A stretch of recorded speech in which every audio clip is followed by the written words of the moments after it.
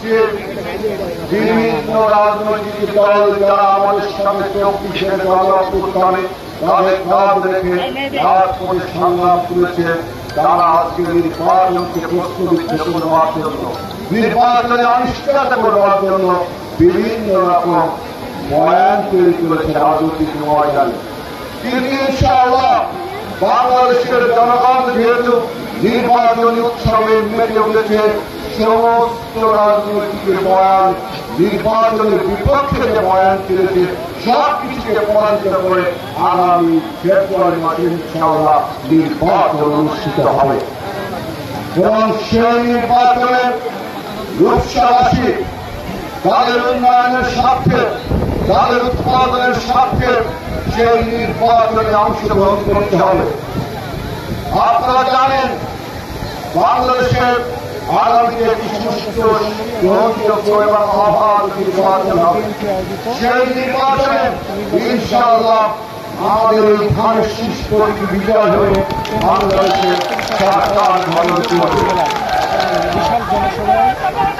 আর সেই সরকার যখন গঠন হবে, সেই সরকারের যদি আমাদের উৎসাহ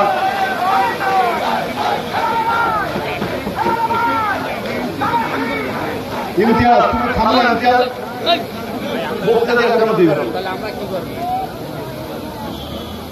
আগামীতে যে সরকার গঠন হবে, সেই সরকারে যদি আমরা রূপসাবাসী প্রতিনিধিত্ব না করতে পারি, তার থেকে দুঃখের বিষয় আর কি হবে বলেন?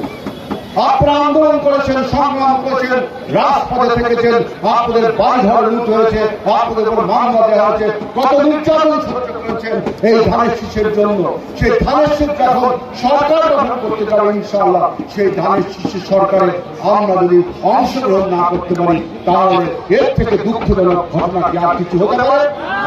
সুতরাং আমাদের রূপসাবাসীকে এক আটটা হয়ে, ঐক্যবদ্ধ হয়ে আগামী নির্বাচনকে মোকাবেলা করতে হবে। আগামী নির্বাচনের চ্যালেঞ্জকে গ্রহণ করতে হবে যে ধানের শীষ প্রতীকের বিজয়ের মাধ্যমে আগামী জাতীয়তাবাদী সরকারের রূপসাবাসীর অংশগ্রহণ করা থাকে।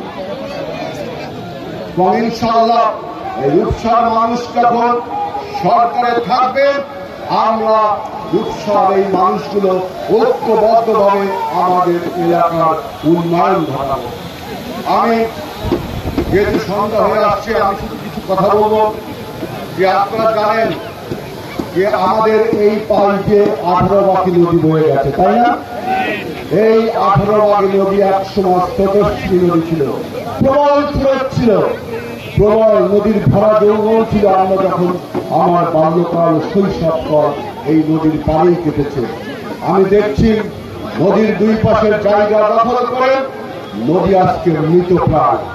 প্রশাসনের কাছে আহ্বান থাকবে, বিএনপি আপনাদের কাছে আহ্বান জানাচ্ছে আমাদের নদীর স্বাভাবিক গতিপথ ফিরে পায়, নদীর জায়গা যেন কেউ দখল না করতে পারে। বিএনপির জন্য অঙ্গীকারবদ্ধ। আমি বলতে চাচ্ছি, এই যে আমার শ্রীরামপুর গ্রাম, এই গ্রামে একটা বাঁধ আছে, বেলুয়া। এই বাঁধটি আমি দেখলাম প্রত্যেক বর্ষায়, প্রত্যেক জলোচ্ছ্বাসে এই বাঁধটি ভেঙে গ্রামটি আজকে ভেঙে যাচ্ছে। কারো কোনো ভূক্ষেপ নেই। আমরা কয়েকবার ওয়ার্ডার সাথে যোগাযোগ করেছি, এলজির সাথে যোগাযোগ করেছি আমাদের গ্রামটি রক্ষা করবার জন্য। এর কারণ হিসাবে দেখছি যে বিভিন্ন স্থানে নদীর জায়গা দখল করে সেখানে স্থাপনা করার জন্য প্রবল স্রোতে আমাদের শ্রীরামপুর গ্রামটা ভেঙে যাচ্ছে।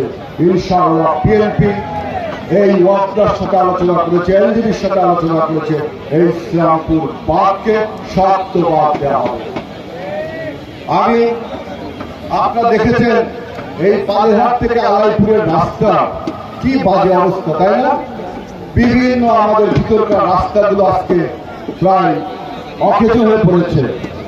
আমি এলজির যে সমস্ত কর্মকর্তা আছেন তাদের কাছে আহ্বান জানাবো এই রাস্তাগুলো অবিলম্বে সংস্কার করবার জন্য, এবং যারা আমাদের এই গ্রামের চেয়ারম্যান মেম্বাররা আছেন তারা প্রজেক্ট করে সরকারের কাছে জমা দেবেন। আপনাদের প্রতিনিধি হয়ে ইনশাআল্লাহ এই রাস্তাগুলো সরকার মেরামত করে এই জন্য আপনাদের পাশে আমি থাকবো। যেই মাঠে বসে আমি বক্তৃতা দিচ্ছি, এই মাঠ ছিল এক সময় খেলাধুলায় ভরপুর একটা পূর্ণাঙ্গ মাঠ। স্বনির্ভর ইউনাইটেড ক্লাব এই অঞ্চলের সবচেয়ে ভালো ফুটবল ক্লাব ছিল। আমার নিজে মনে আছে এই ক্লাবের সাথে আমরাও খেলেছি। আমাদের ক্লাবের নাম ছিল বেলজিয়া স্পোর্টিং ক্লাব। এটা ছিল স্বনির্ভর ইউনাইটেড ক্লাব, সবচেয়ে শক্তিশালী একটা ফুটবল দল ছিল। আজকে সেই ক্লাবটি আমার জানি না কি অবস্থায় আছে। আমি আশা করি এবং ইনশাআল্লাহ বিএনপি নেতৃবৃন্দের কাছে আমি আহ্বান জানাবো এই ক্লাবকে তার পূর্ণ যৌবনে আমরা ফিরে আনবো ইনশাআল্লাহ। এই অঞ্চলের পানি, আপনার সুপ্রিয় পানির অনেক অভাব, অর্থাৎ আপনারা কোয়ালিটি ড্রিঙ্কিং ওয়াটার পান না, ভালো পানি খেতে পারেন না। কারণ আমরা অন্য অঞ্চলের মানুষ, তাই না? এই অঞ্চলে আপনি টিউবওয়েল বসাবেন, তাও ভালো পানি আসে না।